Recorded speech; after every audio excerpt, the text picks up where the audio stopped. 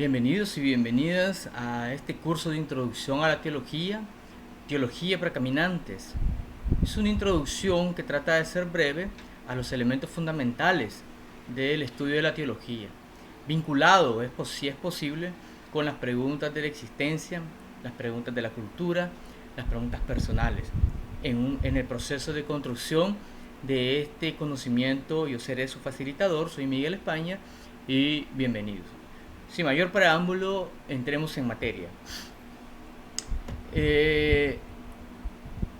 La teología es solo para seminaristas, para aquellos que quieren estudiar para ser sacerdotes, pastores, etc. O también lo pueden estudiar desde otro enfoque, o sea, desde las ciencias sociales como ciencia, sin necesidad de pertenecer a una iglesia o tener ni siquiera fe. Obviamente cuando yo empecé a estudiar teología, mis amigos, pues, uno estudiaban ingeniería, medicina, etcétera, y yo les dije, bueno, yo estudio teología, y me quedaron viendo con una cara de ¿qué? ¿Acaso vas a ser sacerdote o vas a ser pastor? Entonces, bueno, era comprensible, ¿no?, la estupefacción de ellos en ese momento, pero bueno, quise estudiar teología porque particularmente estaba yo vinculado, y lo sigo estando, a una iglesia, a la iglesia bautista. Entonces, esa fue mi principal motivación, pero en el transcurso de mis estudios de teología a niveles más especializados me di cuenta que se puede estudiar perfectamente teología, porque me encontré muchos amigos en esa situación sin pertenecer a una iglesia, por unos pues por curiosidad y otros por ampliar sus conocimientos para interpretar los fenómenos sociales, por ejemplo. O sea, la teología se puede estudiar como una mediación, aquí está, como una mediación para el análisis de los fenómenos sociales. Pero también la teología, pues obviamente, en principio es para el servicio de la iglesia. En esto puede llevar también a otra aclaración. Según un gran teólogo como Paul Tillich, la teología se puede o se debe de estudiar desde el círculo de la fe, el círculo teológico. O sea, cualquiera puede estudiar teología con fe o sin fe, dentro de una iglesia, para servir a una iglesia, o no necesariamente, como ya he explicado. Pero para Tillich, no todo el que estudia teología pues es teólogo, porque el teólogo es parte de una situación existencial, parte de estar embargado por el evangelio, parte de un compromiso con la iglesia, porque para él teólogo es aquel que está en el círculo teológico, embargado por el evangelio y está comprometido con una comunidad de fe, al servicio de una comunidad de fe y a la sociedad. Por lo tanto, las otras personas que pueden ser especialistas en el tema de la teología no necesariamente son teólogos, sino que pueden ser filósofos de la religión, aquí pueden ser antropólogos, sociólogos de la religión. Hoy día, para ser honestos, también estas personas se le pueden llamar teólogos desde un punto de vista estrictamente profesional, o sea, el título de licenciatura se le extiende como licenciado en teología, por lo tanto son teólogos. Pero hay que hacer esa diferencia, el teólogo estrictamente técnico como profesión y el teólogo que es teólogo desde una decisión existencial de fe y compromiso con una iglesia. Muy bien, avanzando, hablamos de introducción a la teología, pero realmente no es que exista una teología, sino que existen muchas teologías. Veamos un poco, aquí por eso pongo una gran S ahí en teologías con S. Avancemos rápidamente sin detenernos mucho tiempo en cómo la he caracterizado. La he caracterizado uno por su procedencia religiosa. Hay teología cristiana dentro del cristianismo, que hay un sinnúmero de confesiones y tendencias dentro del cristianismo. Hay teología judía y también sus tendencias. Hay teología islámica, hay sus tendencias también, y teología hinduista. Pero también las podemos clasificar por confesión intracristiana. No nos vamos a meter a las teologías hindúes, judías, islámicas. No, ahora nos vamos a concentrar dentro de la presentación de las diferentes teologías dentro de la confesión cristiana. Tenemos, por ejemplo, la confesión católica, y hay diferentes tendencias, momentos históricos del desarrollo de la teología católica, la teología ortodoxa, de igual manera, las teologías protestantes, y ahí vemos, tenemos, por ejemplo, digamos aquí la teología luterana, que es el desarrollo del pensamiento luterano y de las iglesias luteranas. El pensamiento calvinista, la teología calvinista, que parte del pensamiento de Juan Calvino, el pensamiento de la teología zwingliana, la teología menonita, no vinculada a la teología anabautista y las teologías bautistas posteriormente, y la teología anglicana en Inglaterra, no recordemos que son teologías que vienen de las reformas protestantes en Europa e Inglaterra, ¿no? Y que van a tener una gran importancia no solo para el desarrollo de la teología protestante, sino para el tema del desarrollo de las iglesias, las misiones y el desarrollo de la sociedad latinoamericana y angloamericana. Muy bien. Pero también las podemos dividir las teologías por continente. Tenemos la teología europea, entre todo, por ejemplo, Holanda, ¿no? Suiza, Noruega, Alemania, Francia, Inglaterra, etcétera. Y aquí pues pongo solo como una muestra la teología alemana y la teología francesa. Han sido de las que en nuestras escuelas en el CIETS han sido de mayor, ¿no? Contribución para el desarrollo de esta escuela y son teologías pues que han marcado los derroteros del desarrollo de la teología europea y, como les dije, con influencia aquí en estos lados de Latinoamérica. También tenemos las teologías anglosajonas, ¿no? Tenemos acá que la teología, como ya había dicho, anglicana se desarrolla, ¿no? Gracias a la reforma de Enrique VIII en Inglaterra, donde se separa de la influencia centralista del obispado romano, nacionaliza la iglesia y empieza una reforma litúrgica y teológica, y que posteriormente esta reforma litúrgica, teológica y administrativa de la iglesia anglicana, antes de la reforma, cuando llega el tema de la reforma alemana, de ginebrina, con Calvino, etcétera, entonces la teología y la iglesia anglicana toma y se une en el espíritu y en la teología, ¿no? Con el espíritu de la reforma protestante, y es cuando asume un rostro protestante la iglesia y la teología de Inglaterra, y esta vinculada al desarrollo de la teología en Norteamérica, principalmente en los Estados Unidos de América, porque recordemos que de Inglaterra los grupos puritanos surgieron, se fueron en un barco y aquí llegaron a las costas de Mayflower y desarrollaron las 13 colonias, las 13 colonias, pues, de donde es la base del desarrollo de los Estados Unidos de América. Entonces llevaron estas teologías puritanas de Inglaterra hasta Estados Unidos, y ahí se desarrolla todo el movimiento evangélico y las diferentes tendencias evangélicas, pero estos son sus orígenes. Tenemos también la teología asiática, un cristianismo con rostro asiático, una teología africana, un cristianismo con una visión, una identidad africana, una teología de la negritud, una teología negra, una teología de la liberación en África, y la teología latinoamericana, ¿no? El desarrollo de la teología latinoamericana. Entonces puede ser por continente, pero también podemos agruparlas por enfoque.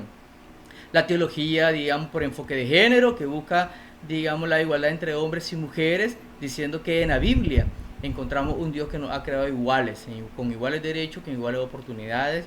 Una teología ambiental que dice pues de que el mundo es la casa de Dios y que no debemos de destruirla, sino que debemos de cuidarla como buenos administradores.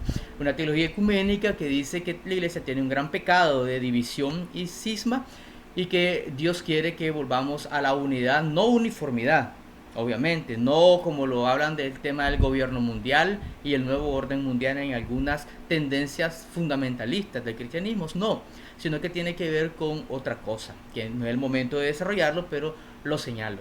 Eh, la teología moderna, digamos que una teología del un verbo fuerte, ¿no? De grandes relatos, y donde una teología que cree infinita y que lo puede dominar y explicar todo.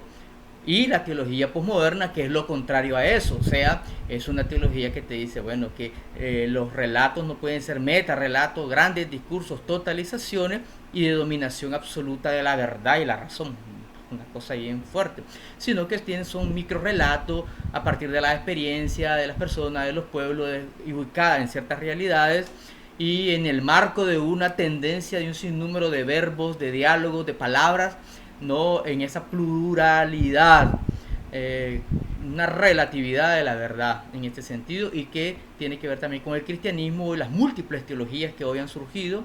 Una teología decolonial y multicultural, también es importante la celebración de la multiculturalidad como expresión de la multiforme sabiduría de Dios en esta teología.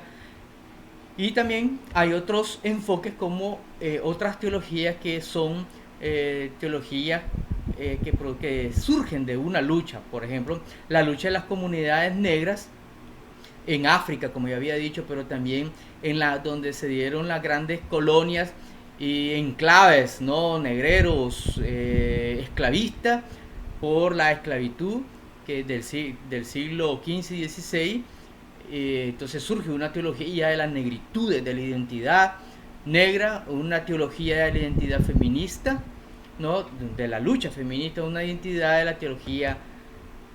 Aquí está la teología negra y la identidad negra, Cristo negro, Dios Padre negro, Cristo negro, una teología feminista, Dios no necesariamente macho, sino puede ser una mujer, y en este caso negra, que crea a la mujer a su imagen y semejanza.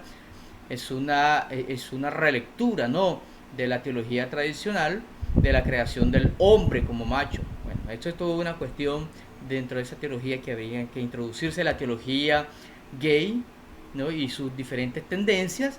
Una teología que quiere decir que Dios ama a todo independientemente de sus opciones sexuales, pero sin llegar al tema de la antiética. Muy bien. Y el tema de la teología indígena y campesina, que trata de recuperar las voces, la identidad y las tradiciones destruidas por la colonización de la religión y la política europea, racista, blanca, supremacista, por recuperar la identidad, la voz y las tradiciones en diálogo con las tradiciones de fe, con la Biblia. Muy bien.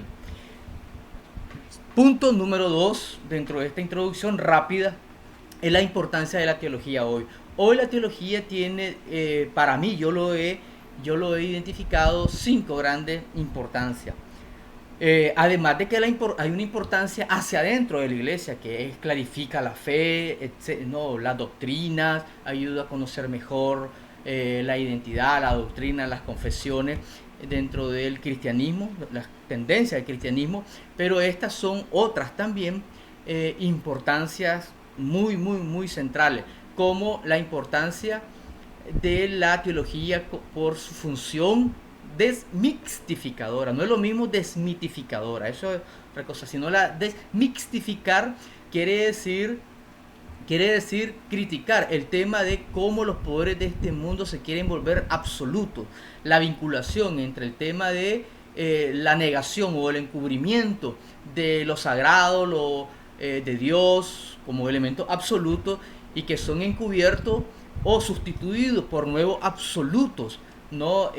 Con un discurso donde mezcla el tema de lo absoluto, lo sagrado, con el tema de lo terrenal, creando ídolos, creando fetiches, dirían algunos teóricos del pensamiento crítico. Entonces lo que trata de hacer la teología es señalar donde en la cultura hay una mezcla entre lo sagrado y lo profano, entre los poderes de este mundo y lo divino, y tratando de arroparse con poderes absolutos, discursos absolutos en la política o en la religión. También es importante la función de la teología desmitologizadora en 2 sentidos. Uno es del sentido bíblico, o sea, La Biblia tiene muchos relatos donde tiene un ropaje mitológico propio de las sociedades precientíficas de aquel momento. Las explicaciones a muchos fenómenos sociales, biológicos, naturales, se creían que eran, bueno, porque eran demonios, la lucha entre demonios, ángeles, Dios y el diablo. Entonces, pero porque no tenían una explicación, digamos, científica, porque no había el desarrollo de la ciencia que hoy tenemos. Entonces se le daba esa explicación precientífica. Entonces la teología tiene, la Biblia, mejor dicho, tiene este ropaje, pero que este ropaje no es el Evangelio, sino que es el vehículo cultural a través del cual se expresaron las verdades propias de Dios en una cultura particular precientífica. Entonces la teología hoy día desmitologiza ese ropaje mitológico y extrae lo fundamental de el mensaje de la Biblia, que es el querigma de salvación. ¿Qué hay detrás de todas esas narraciones a veces mitológicas? Está el tema fundamental de la salvación, la cercanía de Dios, la dignificación que Dios da al ser humano, que lo levanta a los pobres y lo dignifica, y llama a la conversión a los poderosos que hacen sufrir a los pobres de este mundo, entre otras cosas, obviamente. Pero también existe otro nivel de desmitologización que tiene que ver cómo llama la teología a que en las mentalidades de la religiosidad popular ya no se hagan esas representaciones mitológicas de los duendes, la sirena, etcétera, aunque se respeta el tema de la cultura desde el punto de vista de la fe. El tema es trascender la mentalidad mágico-religiosa de nuestra cultura desde el punto para que en el centro esté el querigma, el Evangelio de Jesucristo, que echa fuera todo temor y es liberador y es dignificador. No, porque a veces las mentalidades de la religiosidad popular detiene el tema del trabajo del Evangelio y el Espíritu en la transformación de las personas, de las culturas, porque las representaciones socioculturales de la religión, del Evangelio, de la Biblia son mágico-religiosas, lo que no permite entonces que el ser humano use su responsabilidad, asuma su responsabilidad ante el tema del desarrollo de la cultura, el desarrollo de la ciencia y el tema de la educación científica en unas sociedades del conocimiento. Pero también tiene una función actualizadora, o sea, ¿qué significa? Que la teología lo que hace todo lo, la Biblia y la doctrina fueron forjadas en un tiempo particular, bajo una cultura particular y unos problemas particulares de la iglesia y la sociedad. Pero entonces las respuestas que se dieron en ese momento respondían a esas realidades. Ahora las realidades han cambiado porque la sociedad avanza y cambia. Entonces la idea de la teología es actualizar hermenéuticamente el sentido de fondo importante de estas respuestas bíblicas y del desarrollo de la doctrina en los primeros siglos para las personas aquí y ahora, con un contexto diferente, un lenguaje diferente, representaciones diferentes y con mayor contenido científico. Entonces, ¿cómo tiene ese sentido? Actualizar, hacerlo coherente para y pertinente hoy día, un conocimiento que tenía una vinculación con el pasado, con preguntas del pasado. Pero también la teología tiene una función profética, o sea, está vinculada a la visión profética con el tema de la desmixtificación. La función profética es tanto anuncio-denuncia, o sea, se denuncian los falsos ídolos, los absolutos de este mundo político o en la religión, tanto como el tema del capitalismo, con el dinero como la medida de todas las cosas en este tiempo. El dinero está por encima de la dignidad humana y de los pueblos, y el dinero es la medida absoluta de todas las cosas, porque hoy se dice, dime cuánto tienes y te diré cuánto vales. Entonces este asunto, entonces la dimensión profética es que echa fuera todos los ídolos, el ídolo del dinero, el capitalismo, de los socialismos trasnochados, echa fuera el tema de las idolatrías, ya sea católica o dentro del protestantismo, porque dentro de la iglesia evangélica hay formas idolátricas, ¿no? Porque obviamente la idolatría no solo tiene que ver con estatuas, representaciones de pinturas, esculturas, de representaciones de santo o de lo divino, sino que tiene que ver con ideas dogmáticas, fundamentalistas, cerradas, etcétera. Entonces, echa fuera todo eso, porque la dimensión profética de la denuncia es quitar todo lo que obstruya que se revele la gloria de Dios y el plan de Dios dentro de la creación del Señor, y anuncia nuevo cielo y nueva tierra donde todos somos iguales, todos somos libres, todos somos dignificados en el Señor. Y también tiene una función la teología de orientadora dentro de la ética. ¿Qué quiere decir esto? De que orientadora ética no quiere decir que es moralizante, como tratan muchos predicadores lastimosamente con una formación no muy bien orientada a moralizar el mensaje de la escritura. No, sino una orientación ética tiene que ver con una visión del reino de Dios, de las relaciones entre las personas en la sociedad, de una visión ética del ejercicio del poder y la política, una visión ética en la toma de decisiones en cuanto a la base del desarrollo económico de las personas, o sea, políticas económicas que conlleven a mayor bienestar de las personas en políticas redistributivas, etcétera. O sea, una visión orientadora de las políticas públicas que esté en beneficio del bien común y no en reproducir los modelos tradicionales que hasta ahora nos tienen en crisis tras crisis tras crisis en nuestra sociedad. Eso es el segundo punto y su elemento. El tercer punto es de que en teología hay niveles de formación teológica y perspectivas. Existe, digamos, la formación teológica, que es más devocional y de la experiencia. Esto se funda, en la experiencia de conversión o de llamado de Dios, de la sensibilización o de conversión, de volverse hacia Dios. Y esto funda, digamos, un conocimiento desde la experiencia de Dios, y con la Biblia en la mano, entonces esta experiencia se va informando sobre los textos bíblicos. Entonces este es un primer nivel, es un nivel devocional y de la experiencia, no necesita de estudio, porque es una cuestión, como decimos, de relación personal con Dios a través de sus mediaciones, que son la escritura, y vemos también el nivel, y con la iglesia, que es el nivel más doctrinal. Entonces el siguiente nivel de la formación teológica sería la doctrinal, que esto se da dentro de las iglesias, a través de las escuelas dominicales, a través de las capacitaciones, de los institutos bíblicos, y esto básicamente es para formar en la doctrina, o sea, la doctrina particular de la confesión de fe dentro del cristianismo a la que usted pertenece, porque dentro del cristianismo hay varias tendencias, ya lo vimos anteriormente.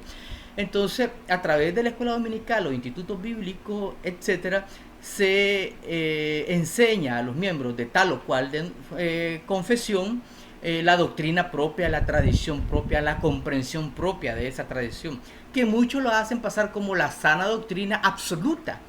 Pero bueno, hay que ser más humilde y decir que es la doctrina de esa confesión de fe bautista, católica, pentecostal, menonita, apostólica, de la fe en Cristo Jesús, lo que sea. Ya, hay que decir de que no, digamos, la doctrina de cada uno de ellos no es un absoluto. Ya, es absoluto para quienes aceptan seguir ese absoluto como forma de vida propia, pero no puede imponerse colonizantemente hacia los otros, y si los otros tienen su propia forma que no comparten con nosotros, tampoco hay que enviarlos al infierno, no enviarlos al diablo. Bueno, eso es otra cosa, pero ese es el segundo nivel. Ya, el primer nivel es de la experiencia con Dios, devocional. El segundo es doctrinal y el tercero es profesional. El profesional es un nivel donde ya se estudia teología profesionalmente. Ya no son los institutos bíblicos, sino que son a nivel de licenciatura, maestría, doctorado, estudios postdoctorales, etc. Y esta no puede entrar en contradicción con la devocional, nunca, porque son niveles diferentes. O sea, imagínense un profesional de la teología discutiendo con un hermano que no ha estudiado teología y solo tiene su experiencia y la Biblia y la doctrina de su iglesia. O sea, él se va a defender como gato panza arriba y va a citar cientos de textos bíblicos, y el profesional va a citar sus libros y sus teorías. No puede entrar en pleito esto, hombre. Hay que ubicar, este es mi llamado, ubiquemos cada cosa, digamos, no, porque la verdad es de que la teología profesional requiere de la base, de la raíz de la experiencia de las personas en comunidad de fe, de donde emerge la presencia, la celebración con Dios, el acompañamiento que Dios hace a las personas, y de ese acompañamiento debe de pertenecer el profesional, acompañar en esa formación en la fe, sin tecnicismos ni academicismos, sino dejarse iluminar la teología profesional por la experiencia, la existencia fundada en la fe en Cristo Jesús y en el Dios Abba de Jesucristo, para que la teología profesional no se aleje ni de la Biblia ni de la sensibilidad y las preocupaciones de la iglesia. Ya, eso es importantísimo. Eso da niveles de formación. Y también existen perspectivas. Por ejemplo, existen teologías que son liberales, ¿verdad?, que tienen toda una metodología y un enfoque y unos elementos necesarios para su elaboración. Y existe la conservadora, que también tiene su enfoque y su acercamiento a la lectura de la Biblia. Existen lecturas progresistas de la Biblia y son teologías progresistas, y existen teologías fundamentalistas, ¿de acuerdo? ¿Dónde se ubica usted o se quiere ubicar? Eso ya no es mi asunto, eso es decisión de usted, pero que por lo general nosotros en Latinoamérica pasamos de una visión conservadora o más o menos fundamentalista, y conforme porque esa es las misiones que nos trajeron, ¿no? Las misiones ultra conservadoras y fundamentalistas, y también las visiones integristas. Muy bien, dentro de la formación teológica, no necesariamente solo a nivel profesional, sino me refiero a nivel de la doctrina, porque si es fundamentalista o conservadora, tiene que ver con la doctrina de donde usted proviene, de donde proviene lo que usted cree y la confesión de fe en la que usted pertenece. De acuerdo, bueno, estos son perspectivas teológicas, que eso posteriormente quizás se podamos hacer referencia. Ese es lo tercero. Dentro de estas perspectivas, digamos, estas se fundamentan en filosofía y ideologías utilizadas como mediaciones. Por ejemplo, la teología liberal mucho se utilizó dentro de la filosofía historicista, las perspectivas de los métodos históricos críticos, y puede ser también hasta la filosofía existenciales y antropológicas, ¿no? El giro antropológico. Las teologías conservadoras desechan todas estas mediaciones filosóficas y dicen que solo la Biblia interpreta la Biblia, solo la Biblia es norma y fe, Biblia, si lo dice la Biblia es verdad, si no lo dice la Biblia entonces es mentira, etc. Entonces son mediaciones ideológicas y filosóficas. Por ejemplo, la teología progresista, como un ejemplo, la teología de la liberación de los años 70, tenía una mediación ideológica como esta, ¿verdad? Una mediación ideológica como el marxismo, no solo elementos filosóficos, sino principalmente los elementos de análisis sociohistórico de la método de análisis marxista, digamos, para el análisis de la sociedad, que utilizó mucho la teología de la liberación, por ejemplo. Todo esto dependiendo de lo que haya de fondo, antes de, digamos, la formación o de estas tendencias de formación y perspectiva en teología, tiene consecuencias en la doctrina y en la praxis.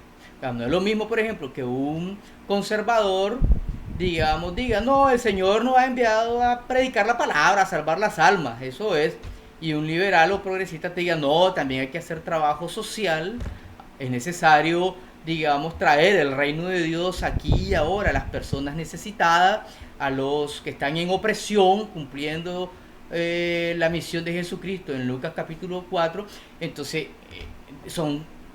tiene consecuencias doctrinales y en la práctica del evangelio, en el testimonio, diferentes. Va a depender entonces las perspectivas de su teología. El siguiente punto es, digamos, de que la teología tiene diferentes áreas de estudios de la teología. La teología tiene el área de estudio de la ciencia bíblica, que es un área. La teología sistemática es otra área. La historia, la pastoral, y tener las ciencias generales y filosóficas, ¿no? Dentro de las ciencias bíblicas tenemos, por ejemplo, Antiguo Testamento, Nuevo Testamento, exégesis bíblica, arqueología, arqueología bíblica, lenguas bíblicas. O sea, dentro de la ciencia bíblica hay un sinnúmero de especialidades importantísimas para estudiar solo esta área de especialización. Entonces, cuando hablamos de estudio de la teología es una introducción generalísima al estudio de la teología, que después en estudios de posgrado, ¿no?, y doctorado se pueden estudiar estas especializaciones. Así que la teología como tal, una licenciatura en teología, son generalidades. Y después vienen, digamos, las especialidades, como por ejemplo ciencias bíblicas y todas estas áreas de estudio. Está también la teología sistemática. Dentro de la teología sistemática como especialidad, por ejemplo, se estudian los sistemas doctrinales, el pensamiento patrístico, la teología de la reforma, la patrología, epistemología teológica, hermenéutica teológica, etcétera. Dentro de la historia, está la historia de la iglesia, ¿no? La historia de la iglesia primitiva, la historia en la Edad Media, modernidad, la reforma, contrarreforma, la iglesia contemporánea, se estudia historiografía, etcétera. En pastoral, por ejemplo, se estudia teología práctica, eclesiología, administración eclesial, consejería, psicología pastoral, etcétera. Un sinnúmero de herramientas que le sirven para el tema del trabajo pastoral. Y, digamos, en ciencias generales se estudia sociología, antropología, historia, psicología, ciencias políticas, o sea, cualquier ciencia como mediación, no solo auxiliar, sino en diálogo interdisciplinario con la teología. Muy bien, esas son las áreas de estudio. La estructura teórica de la teología, muy bien. La teología tiene un elemento de sabiduría. O sea, el elemento de sabiduría tiene que ver con la forma del saber vivir, de cómo este conocimiento de la fe y de la escritura la podemos llevar a la práctica, ya como personas, como familia, como comunidad. Nos hace sabios para tener mejores principios, saber dar un buen testimonio ante la comunidad y saber actuar ante las preguntas de la vida, por ejemplo. Tiene un elemento racional que tiene que ver con el tema de saber exponer la fe, dar razón de la fe. Digamos, hay muchos creyentes en su inicio, uno no sabe cómo articular los textos bíblicos, cómo dar razón de su fe, una explicación, por ejemplo, de que el bautismo, o dar explicación de por qué soy, digamos, bautista en mi caso, o católico en el otro caso, ortodoxo, etcétera. Entonces tiene un elemento de la teología racional de sistematizar, darle coherencia, lógica, ¿no?, a la exposición de la doctrina, la fe, la tradición a la que pertenezco, y también tiene una estructura crítica. O sea, la estructura crítica es, como decíamos, en el elemento desmixtificador, desmitologizador y profético, y también el tema de la orientación ética de la teología. O sea, a través de las funciones de la teología tiene un elemento fuertemente crítico a partir de ciertos principios, o sea, la soberanía de Dios, el evangelio de Jesucristo sanador, los principios del reino de Dios, la justicia, la igualdad, la solidaridad. Entonces tiene una función crítica en la teología, porque no todo es de Dios, no todo es bueno y recomendable, no todo lo que se dice de Dios es de Dios, no todo lo que se dice que es de la Biblia es de la Biblia. O sea, no todo lo que se dice que es bien. Hay cosas que se dicen bien pero son mal, y hay cosas que son mal pero se dicen bien. Entonces no es así. Entonces la función crítica es, digamos, penetrar al estudio en profundidad, en detalle, para expulgar, como decimos los nicaragüenses, ¿no?, quitar la paja de, digamos, la cizaña del trigo, quitar, digamos, lo malo de lo bueno, hacer desarrollar criterio de análisis. Muy bien. Pero también, digamos, la teología puede verse como una ciencia, ¿no? No como una ciencia. La teología puede ser una ciencia como ciencia lógica, dice aquí. Muy bien. La teología en principio se concebía como ciencia. No siempre se concibió como ciencia la teología.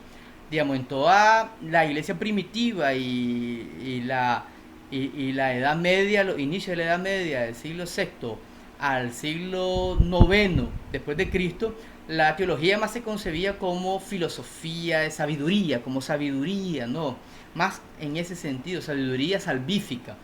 Pero ya con, digamos, el descubrimiento de Aristóteles, aquí dice, y la formación de la escolástica, entonces se traduce y se conoce los topoi de, aquí está mal escrito, hace falta una O, los topoi de Aristóteles y también la analítica posterior de Aristóteles.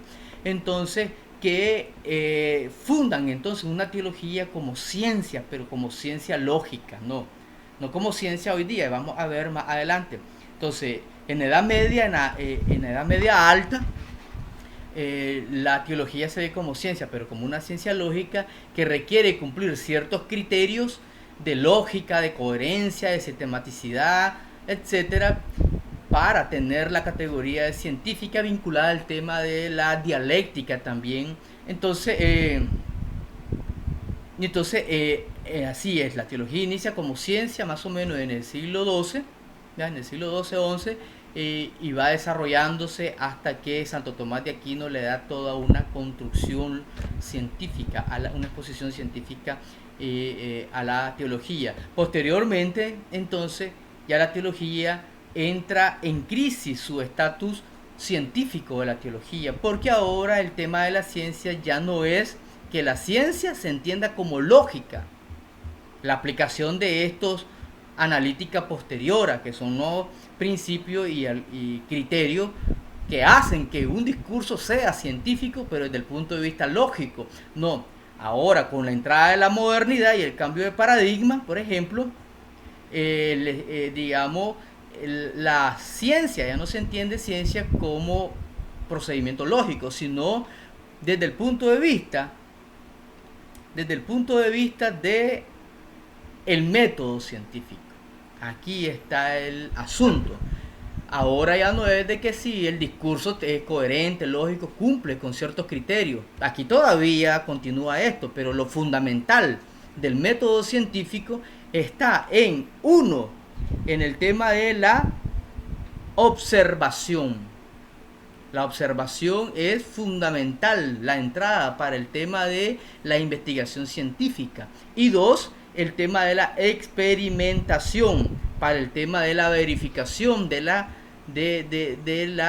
hipótesis que se plantean en el método científico. Entonces la cuestión que el método, para que un discurso sea científico, debe de aplicar el método científico, ¿no? Debe de aplicar el método científico, pero si es por observación y por experimentación, ya esto no corresponde a la teología, porque la teología no puede ni por observación, o sea, cómo se observan los ángeles, cómo se observa a Dios, cómo se observa la gracia, cómo se observan estos elementos que son inobservables, que no se pueden medir, pesar, cuantificar, y cómo se puede experimentar, digamos, cuánto pesa un ángel, por ejemplo, ya, etcétera. Cuál es la dimensión del alma, por ejemplo. Entonces no se puede. Por lo tanto, ya la teología no puede ser una ciencia, porque ya la nueva ciencia en la modernidad exige que se aplique el método científico, y la teología no puede aplicar el método científico para el desarrollo de su discurso.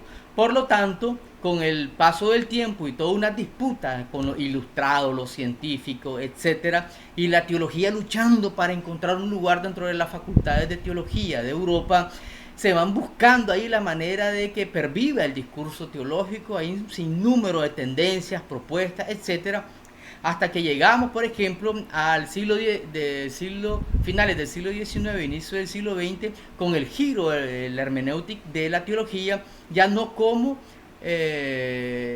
ciencia así del método científico, sino como una ciencia hermenéutica, como aquí aparece, gracias al desarrollo del conocimiento que hace, por ejemplo, aquí Wilhelm Dilthey, que está, Martin Heidegger, por ejemplo, Gadamer, y hoy día Paul Ricoeur, por ejemplo.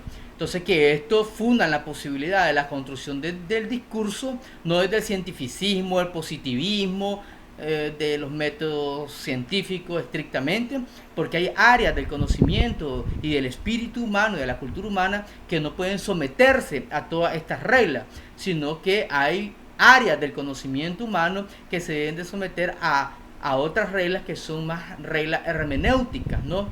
Y que también son tan válidas como las otras. Hoy día, ya en la posmodernidad, ya no es de que son tan válidas como las otras, como dije anteriormente, sino de que aún el desarrollo de los discursos científicos, aún aplicando el método científico de investigación, sí se considera que igual son hermenéuticas también. Hermenéutica. A ese grado de complejidad hemos llegado. Eso es teología como ciencia, que pasa de la ciencia lógica en la Alta Edad Media a la crisis del estatus científico de la teología en la modernidad por el tema del el primado del método científico y hasta llegar al tema de el tema de las mediaciones y la hermenéutica en el proceso de construcción de la hermenéutica y de la teología, de la psicología, de la historia, sociología, etcétera, pero también de las ciencias más duras, como la física, por ejemplo, etcétera, porque también se entiende que son mediaciones hermenéuticas las que ellos utilizan a través de las mediaciones instrumentales que aplican a la hora de hacer las investigaciones más físicas. Muy bien, eso es otra, eso tiene todo un trasfondo y no es el momento de ahondar. También, digamos, la teología puede ser una teología a partir de la catábasis o la anábasis, o sea, esto es sencillo. La catábasis es una teología especulativa, deductiva, racionalista. O sea, una teología que de arriba hacia abajo. Ya, entonces es más especulativa. Pero la anábasis es una teología de las realidades concretas, contextuales y experienciales. Hoy en Latinoamérica se utiliza más esta teología, unas teologías contextuales desde las realidades, más anábasis, ¿no? Pero históricamente la teología partía desde el discurso desde el balcón, dirían algunos, o desde las especulaciones y las grandes, digamos, articulación de discursos, de análisis, comentarios sobre comentarios, reflexión sobre reflexión, de tesis, antítesis, síntesis, nueva hipótesis, etcétera, pero eran grandes discursos así, pero a partir de los grandes discursos metafísicos, pudiéramos decir, especulativos, también con categorías de la teología así bastante abstractas. Entonces ahora, en la teología más contextuales, ubicadas en su contexto, en su historia, en su tiempo, en la cultura, son realidades que parten más de esas experiencias concretas. Y los modelos de teología en historia de Occidente, como Batista Libanio nos los plantea en 6. Teología originante, teología anapatrística, teología medieval, teología antimoderna y manualística, teología del cambio y modernidad y teología contemporánea. Ahí vamos a ver, porque esos son los elementos para los próximos videos a desarrollar.